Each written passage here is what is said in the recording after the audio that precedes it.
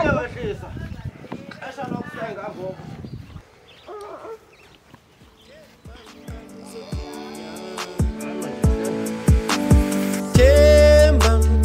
Temba luzokinya. Temba luzokinya. Enditi temba luzokinya.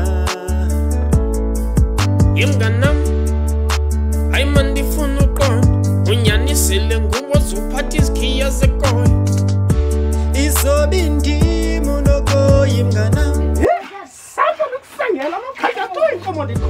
Izobindimo noko imganam imganam yayazi ndikuxabisile